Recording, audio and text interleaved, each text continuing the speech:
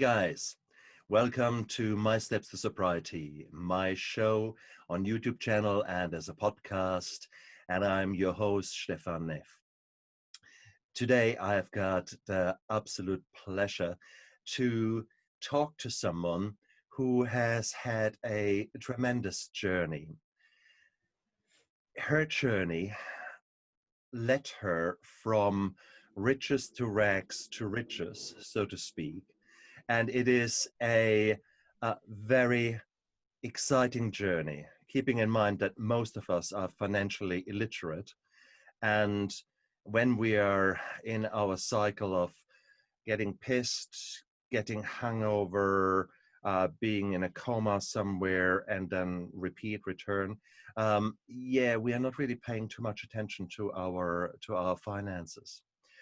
So, this lovely guest today will also share her take on how alcohol has helped her career.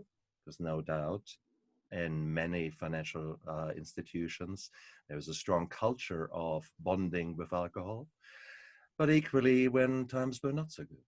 So here we go. I've got Sheri Berke. Welcome, Sheri, on my show. And I'm so pleased that you agreed to be part of our show today. Welcome to you. Oh, thank you so much for having me here today, Stefan. It's been a journey getting here in lots of different ways, and it's a delight to be here. Shoot away. You were living an exciting life. Let's go quite a little bit back in your story. You as a young woman, I mean, when you grew up, what did you want to be? What was your always your dream? Did you have a dream? Or how did you end up in the financial world?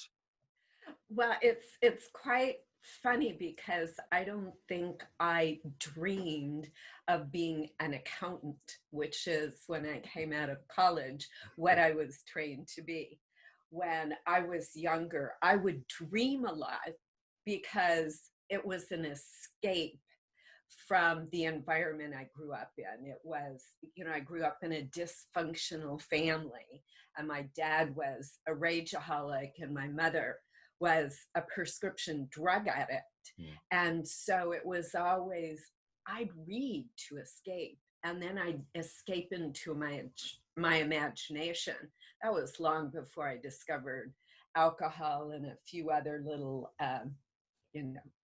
things like marijuana and pot and other stuff. But I wanted to be an oceanographer. I wanted to dive and see the bottom of the ocean. And I thought, well, maybe I'll be a lawyer. And my mother was one of those, even though she would be in and out of her state, she always said, be the best that you can be. And just because you're a girl doesn't mean you have to limit yourself.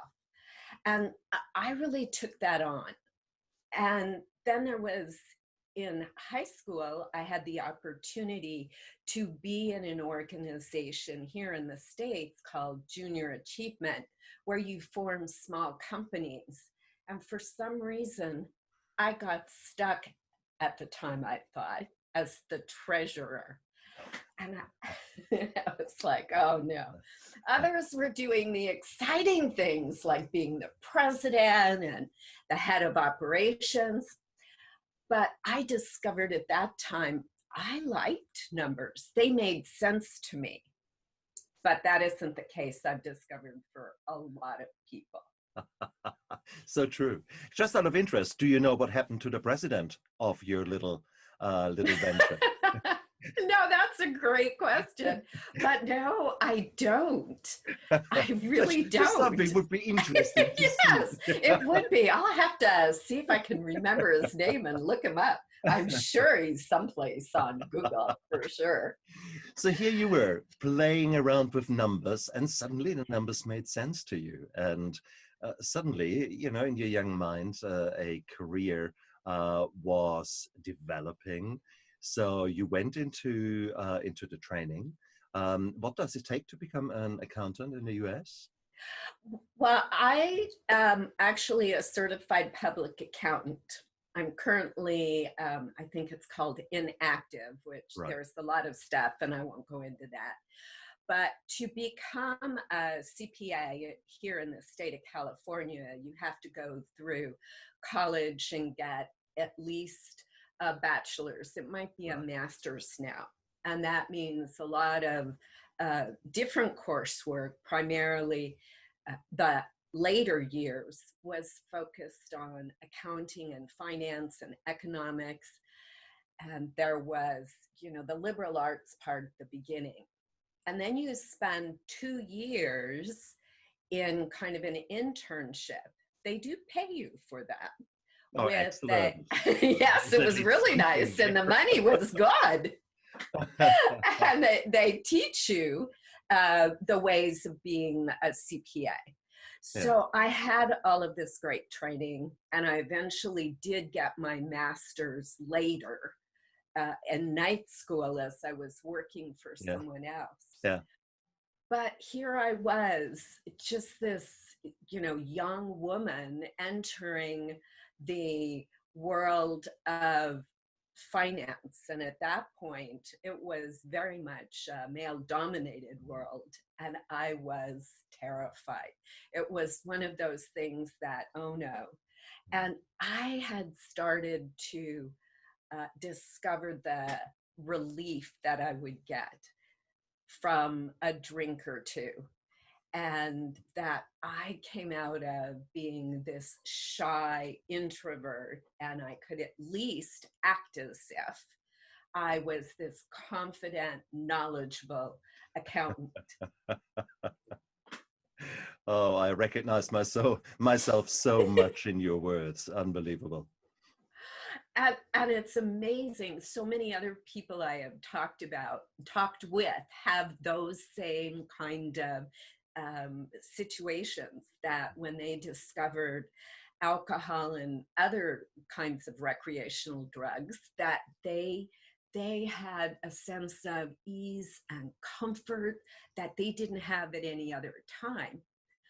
And it worked really well for me for a long time. And I was being successful in my career. I moved into private industry as a manager in a large corporation. And just, I felt like a fraud, of course, and kept drinking. Now, I got to the point that I would go to lunch with someone I felt, even though he didn't drink, I could at least have one beer. And I couldn't wait until the end of the day so I could start to get that ease and comfort again. And it became worse and worse over time. And I met the man who was my first husband, who really taught me how to drink well. And it was easy to drink the way I drink, because after all, he was an alcoholic and I certainly couldn't be. How could this young, educated woman be an alcoholic? Well, it happened. And I kept getting more and more promotions. I was doing better and better. I was making more and more money. I had learned how to use credit so I could take the money I had already earned and buy the things I felt I deserved, and didn't have to pay for them for a while, which I think a lot of people today do as well, have done, and has caused a lot of people issues. In fact, an interesting tidbit here, before the whole recent events of the last few months, on average, people, at least here in the States, had 4 credit cards with about $3,500 on it. So by the time you add that up, that was something like almost $35,000 of credit card debt. Wow. Now, and today, a lot of young people and even older people have student loans. And it's really a difficult situation if you are trying to use your income to pay a portion of it and still are chasing a lifestyle you feel you deserve. You know about that, Peter? Please. I mean, oh my goodness. Stefan, it's Stefan, but you're actually right, because no, you are actually right. You are very knowledgeable, because my second name is Peter. So Stefan, Peter. Thank you. Neff. Nice rescue there. Nice. Well done, you. No. This is, oh, please. I've been there. I've been exactly what you describe as a young man. I had no financial understanding whatsoever. I was financially illiterate.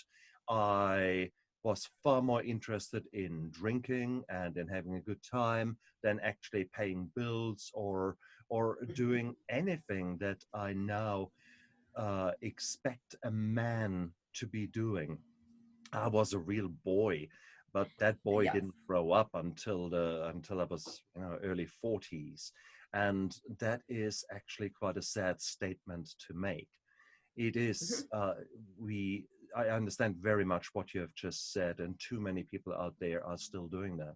And then, surprise, surprise, if no money is there, suddenly you've got stress, and suddenly you drink more, and then there's more stress, and so on. It can all become a beautiful, vicious cycle, isn't it? Absolutely. And part of what I started to get into was I should have known better because of the training that I had had. And it didn't matter. It was still party time. And it became a game. It's like, oh, okay, I can get this, I can have this status thing, and life's on. And I was always chasing something to make me feel better.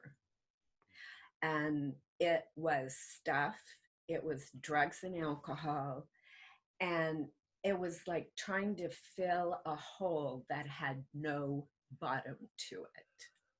So true.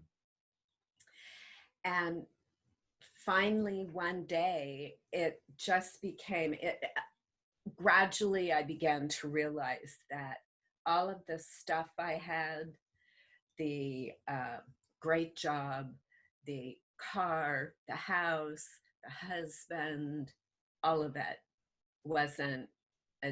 it was not working. And I found myself at one point driving to work and on a freeway. That's, a road here that if there's no traffic, you can go 65 miles an hour. But in Southern California during rush hour, that's rare. And I wanted to take that car and I wanted to ram it into a freeway abutment. And the only thing that stopped me was that I figured if I wasn't successful, the pain of doing that, the aftermath of that would be worse than the pain I was already in. So I started looking for other alternatives. And the thought of not drinking was shocking for a long time.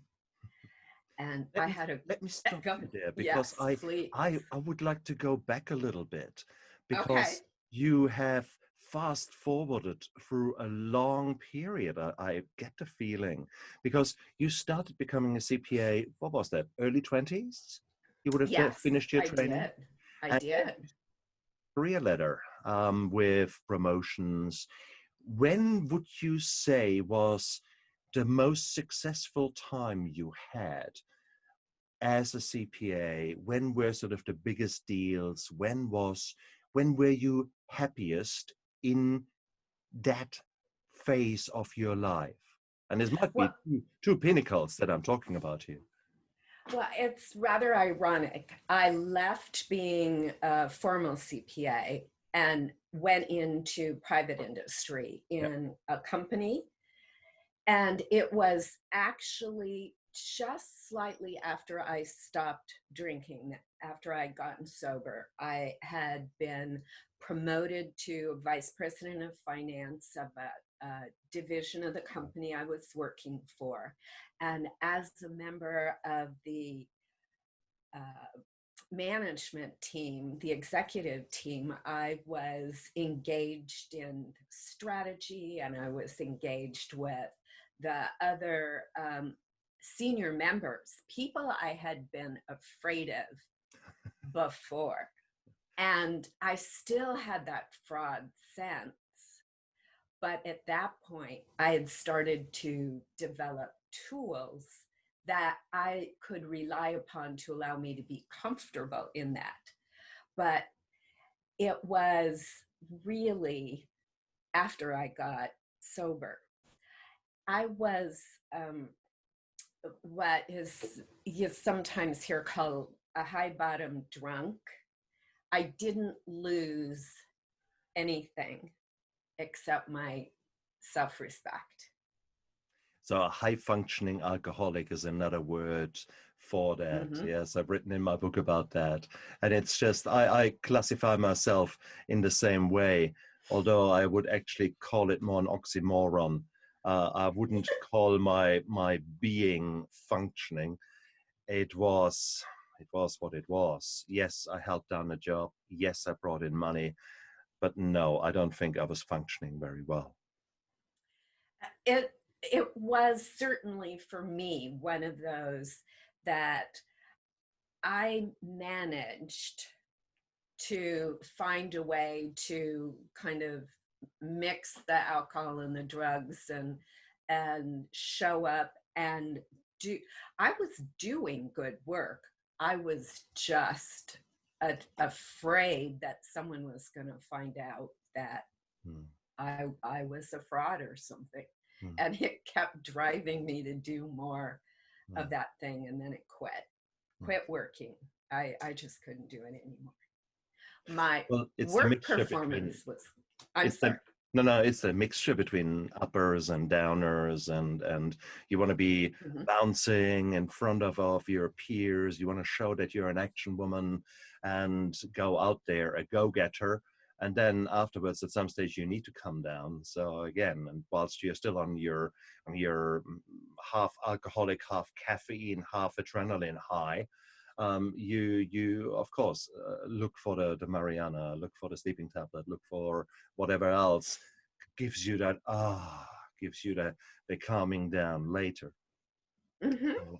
very much been there, done that, and no doubt sooner or later most of us, either high functioning or non-functioning alcoholics, end up in the same boat, that we end up in a scenario where even we, blind, dumb, and stupid people, are realizing that we are no longer in control. What moment was that for you? Are you happy to share that? Well, I've shared it a lot, so Yeah.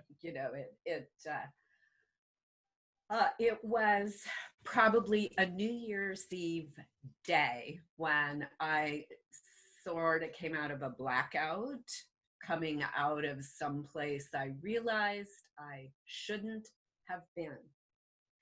And I then got behind the wheel of my car and did the prayer so many alcoholics do, which is, God, if you just keep me safe, I promise I will never do this again.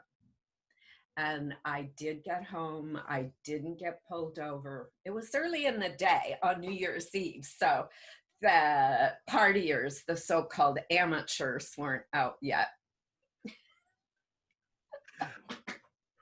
Uh-huh.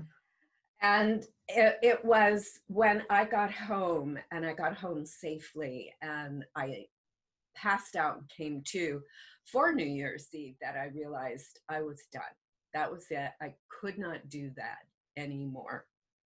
And that began my journey to complete sobriety. Took me about 10 months, but I never was that drunk again.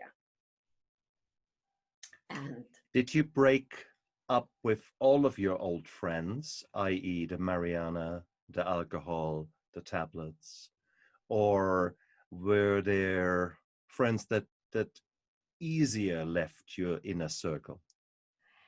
it took me 10 months because I gradually let go of all of them.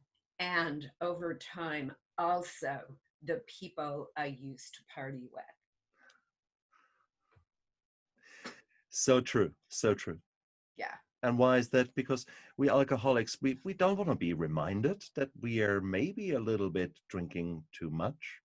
You mean the third bottle of wine is a little bit too much? So we try to find other people who drink 3 bottles of wine. Mm-hmm. And that's then when you know you're in good company, and it's normal that you drink, and it's normal that you are half passed out, or that you talk really stupid things, because it's part and parcel Mm-hmm. of who you are. It's all normal. Everyone else does it, doesn't it? Yeah, about Yeah. that. Yeah.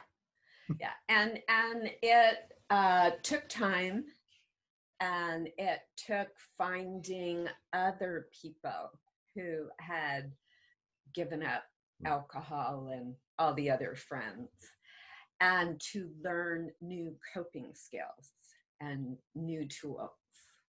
How did you find the other people? Through a 12-step programs primarily. Mm. And my then husband had gone into rehab. And I thought, finally, he's taken care of. I can focus on me getting sober. And slowly over time, it's been through the tools that I was introduced to, including reliance on a higher power, to a God. I never really had a relationship with God.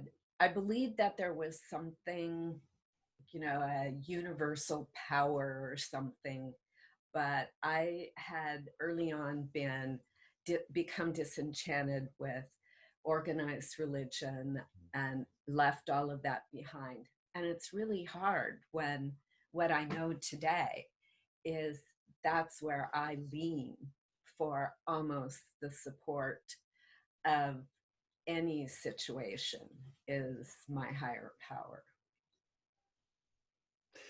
I think that is an issue that each and every person need to address themselves. There is no Mm-hmm. right answer. For some people, it is God and Mm-hmm. organized religion that helps them. For others, and that includes me, I do not believe in God, but like you say, I believe that there are things out there that Mm-hmm. we cannot explain. So I believe in good and bad. I just don't use the word God or devil, and I do not pray in the traditional sense. Yet I follow exactly. I can understand very much that some patients, no, patient is the wrong word, because we are, yes, it is a disease, alcoholism, but no, we are normal people. We are people out there who are trying to live a life, and we all have our unique circumstances, and we all will find our unique niche and our unique path forward to hopefully that gorgeous person that is hiding in us, or that we want to create. So one way or the other, who am I to say that there is no God? This is if you are happy and content and feel enriched by believing in God, I'm so pleased for you. It's as simple as that. And I think, and let me say one more thing. The reason Mm-hmm. I say that is because many people are afraid of the 12-step program because they think it's Mhm. a cult, it's Mhm. religion, and I don't know, you get the cross burned into your chest as part of a ritual. No, no, no, no. I was in actual fact, every single meeting that I went through in New Zealand here was not very religious at all. It Mhm. is there are meetings out there that thrive on the religious side of it and embrace that part, and there is no problem with that. If you like that kind of meeting, then you go there. But there's so many other meetings that are secular and that have absolutely nothing to do really with God. The only reason that you go to a church or a church hall is because they are typically for free or they're cheap. Therefore, Mhm. a can run them in that setting, but it has nothing to do that the pastor comes and gives you a mental rectoscopy what sins you have. No, no, Exactly. that does not happen. So just a bit of Right. sneak preview to those of you who have never been in an AA meeting. Well, and one of the things, I tried on a lot of other people's concepts. And the one that I finally settled on that made me the most comfortable was, uh, and it was actually given to me by a woman who was speaking from a stage in a sales convention of a multi-level marketing company that I was trying on. And she said, and this is what works for me, is my God rides a two-seat bicycle. God's in the front seat, I'm in the back, and my job is to pedal, is to do the footwork. And God steers, sets the direction, sets the pace, and goes uphill and downhill. And the only time I have any problem is when I try and take control and crawl into the front seat. And then crash and burn. I actually like that parable very, very much. It makes a lot of sense. Yeah. And I really see myself more as the spiritual person, Yeah. not as a religious person. And it's the spiritual tools, the meditation and the journaling and the things of that nature that have become the mainstay, not only in staying sober, as much as I use it as tools in my business and in dealing with situations that confront me. The amazing ideas that come through my pen as I'm journaling, Mm. whether I'm in a state of anxiety or happiness, the wonderful ideas that come through and the comfort is amazing. Journaling is such a great tool for me. I very much agree. I do it myself, and it seems to work really, really well for me.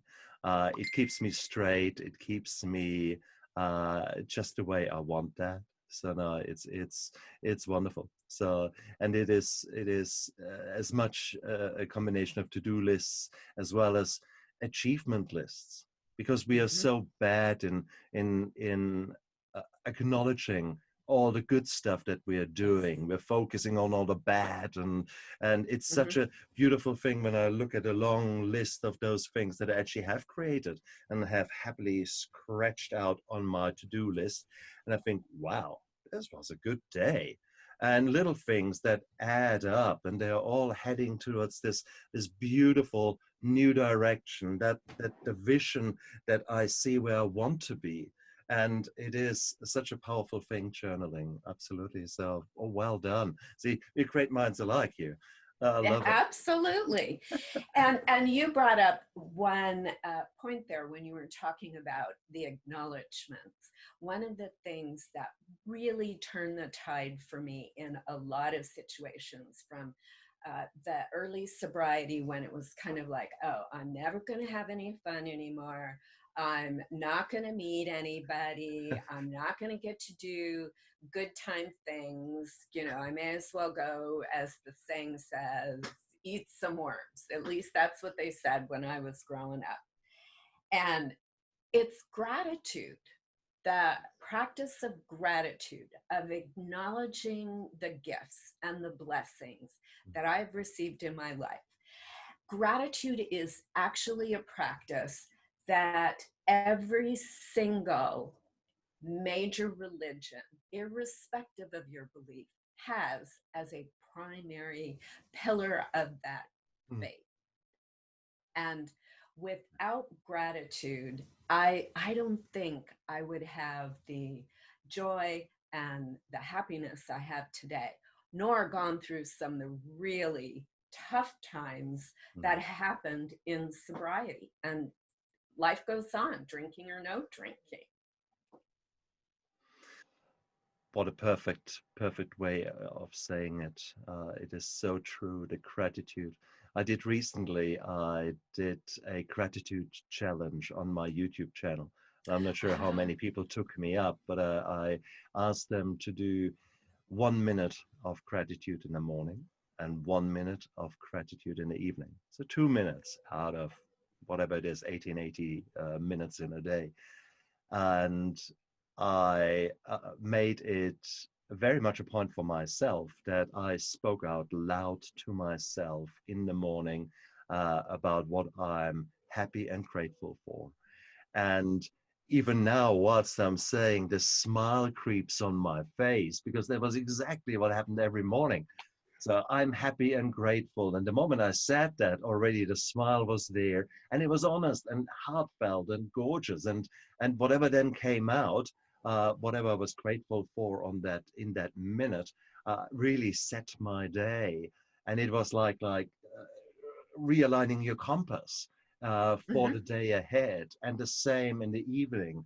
It was actually a very, very beautiful thing to do, and uh, it is something that I need to do so much more. It is so easy to then get swept away in this current of daily things that happen, Mhm. Mhm. and it is really, really hard.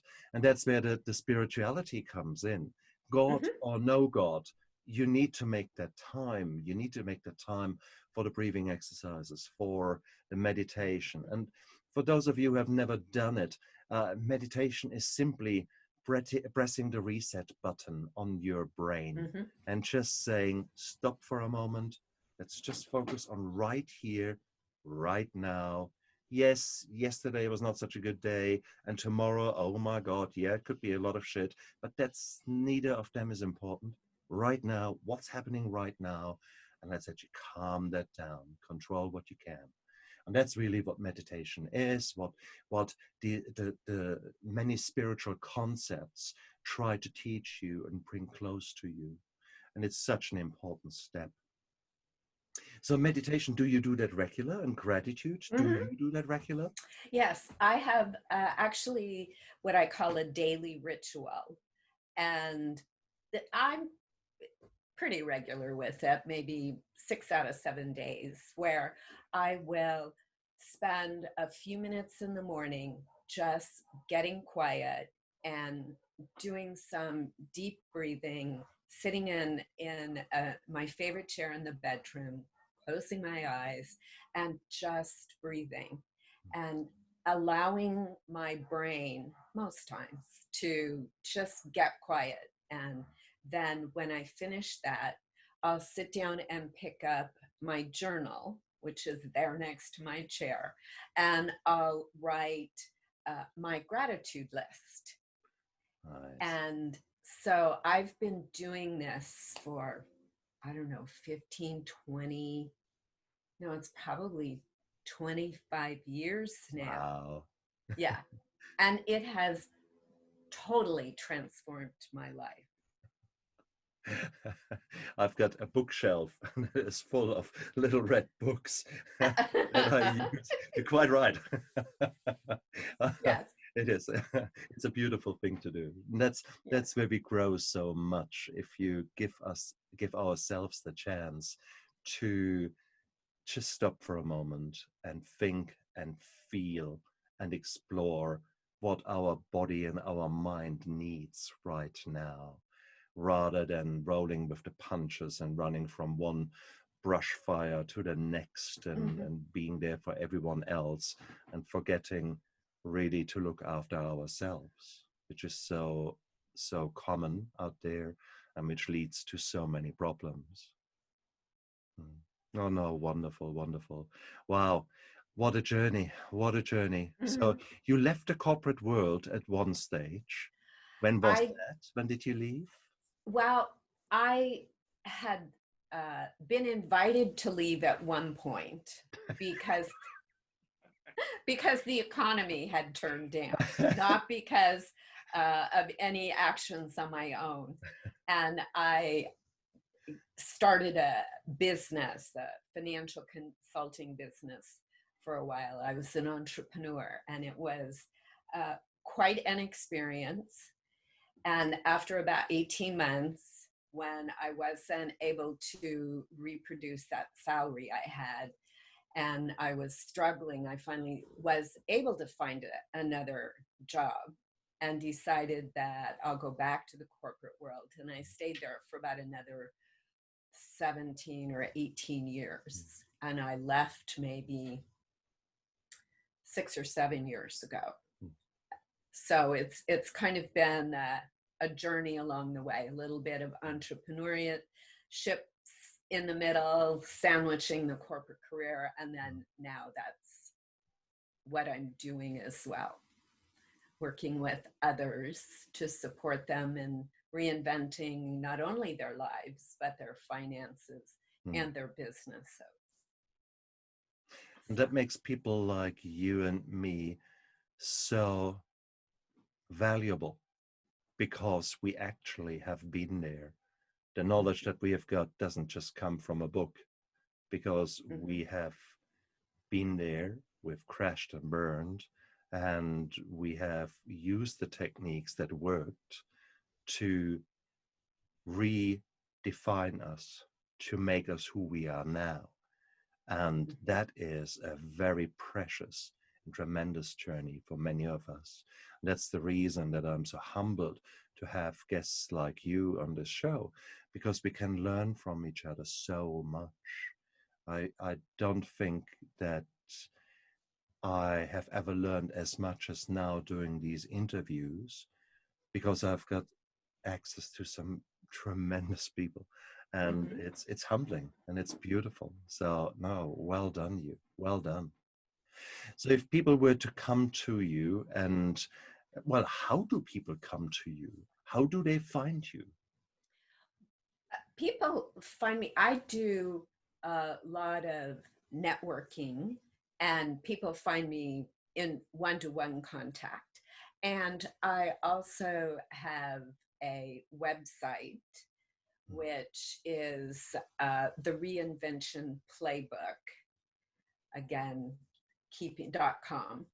And then I have a gift, which your viewers could get. It's the 101 ways to save money, and that also has my contact information on Oh, it. brilliant, brilliant. Yeah. They're going to put a link to that down there, so in the podcast description, as well as in on the video on the YouTube channel.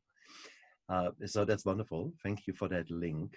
And Yes. 101 ways to save money. There are so many things out there, but we are so much more busy nowadays in Mhm. spending the money, that this Yes. financial education is so much overdue. Wouldn't it be nice to have something like that as a core curriculum in high school, or Yes. as a mandatory thing for school leavers, that you have to do Yes. 1 month of 1 month of rehab, 1 month of financial education, and 1 month of gardening and cooking. I think that would be Oh, that would be great. how Well, would we set up our youngsters? Huh? it would be, because in its own way, spending money and the reasons we spend money is almost like another drug. Mm, And having good skills in managing it and understanding it and using it appropriately mm. are so important. So true. Yeah. If you were, how should I say that? If one of my viewers was by accident sitting next to you in an airplane seat, and he could muster the courage to actually ask you one question or ask you for one piece of advice, what would you tell him in a nutshell? Oh, one piece of advice. What is, Oh. I know it's so hard, isn't it? Because we're brimming with all that knowledge. That is, where should they start? What's the first step? You know, the journey of 10,000 miles. How do you start? How do you do a journey of 10,000 miles? You put your right foot forward. Well, what's the right foot forward for someone who is completely financially illiterate? Well, from my perspective, it's understand where you are and create a destination, a vision of where you want to be. And that then gives you the path for those 10,000 steps, one step at a time. Exactly. I love that division. That is, I've written a book, My Steps to Sobriety, and it comes with a workbook. And in that workbook, there are all kind of exercises related to the 12 steps. But one of the very first exercises is actually that I ask the reader to write down his vision as exact and as literal as they possibly can. There are 3-4 pages that are empty just for them to nail that vision down. And then we go through some of the steps, and then I ask them again about the vision. Then I ask again, because it's that vision that drives us, isn't it? If you do not have that vision, you're lacking everything. You don't know where to go. You're standing stationary. And whilst you could take the first step, in which of the 360 degrees direction around you do you want to go? Oh, exactly. Yeah. Exactly. It's kind of like when you leave the house, if you don't know where you're going, any road will get you there. Very true. So true. Yeah.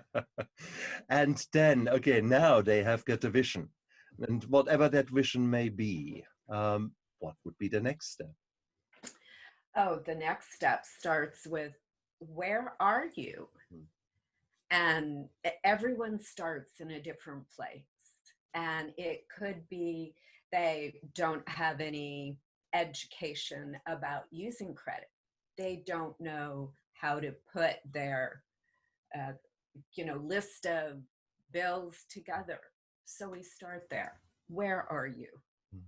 Where are you? And then looking systematically at what do you need to do next? Is the next thing, maybe you need the education on how money works.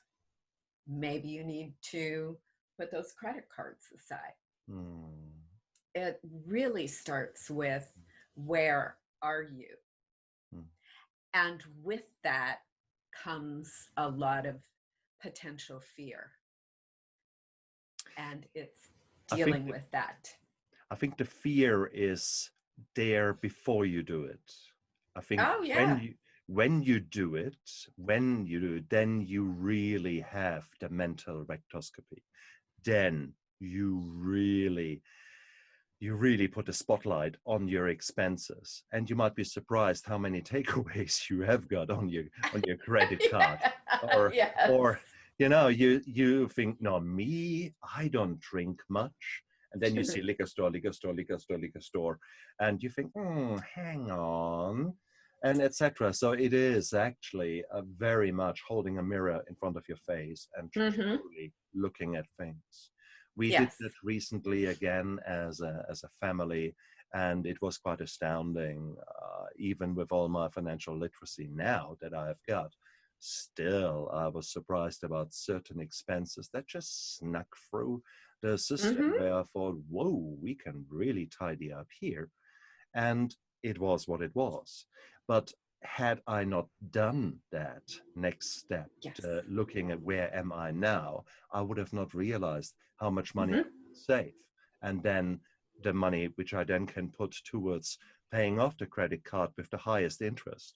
And then the next one with the highest interest, and so on, until you're reducing your debt quite systemically and succinctly. It's beautiful.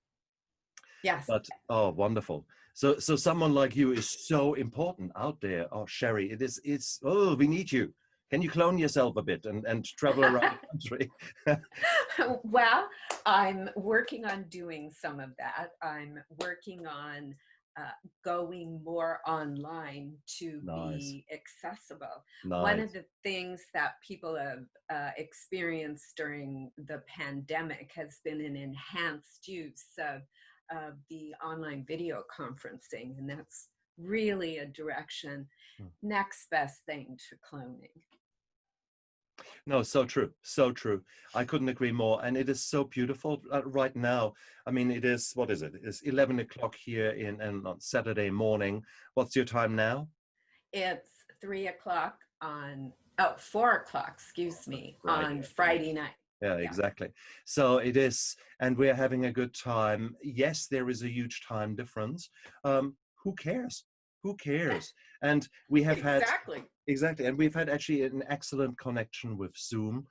There was Mm-hmm. no lagging, no nothing.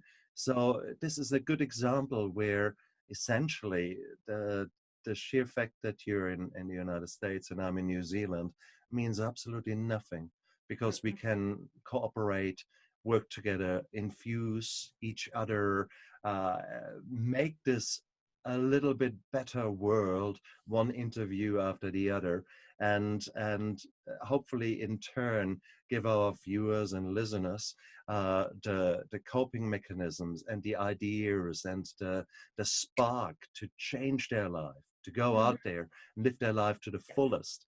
And it's all quite good to think about the spiritual side of things and about the relationship side of things, but there is actually the health side of things, and then there's the financial side of things. So these are sort of the four pillars in your life, and if you neglect the finances, you very quickly end up again in trouble in all the other areas of your life, because inevitably they all influence each other. And it's not very nice to be, or it's not very easy to be happy if you constantly have got bills that are not being paid and suddenly the lights go out or the gas doesn't work. So not very clever. So no, brilliant, brilliant, brilliant. I'm very much looking forward to following you and your journey, and I will be delighted to put all the links into our description below so that people can make contact with you. I think the online course and online discussions Mm-hmm. will be tremendously helpful for a lot of people, because it's actually not very easy to get that financial advice from someone you can easily check out. I think the beautiful thing is, by people just spending now the 3/4 of an hour in this interview watching you, no doubt they will have already developed an understanding and a trust. Uh, so therefore, making that first connection and making that first call or email will be so much easier because they already trust you. So I'm really, really pleased that we were able to have you on my show here, because no doubt you're going to be helping lots of people. Well, thank you, Stephen. I so appreciate the opportunity that you have given me to share with you and your audience a little more, and to develop an opening into who I am and how I believe and how I work. Oh, brilliant. Sheri, thank you so much. I send you the hugest hug there to the other side of the world, Oh, and thank you. look after yourself, okay? Okay. Cheers. Bye. Bye. Dream on, dream on, dream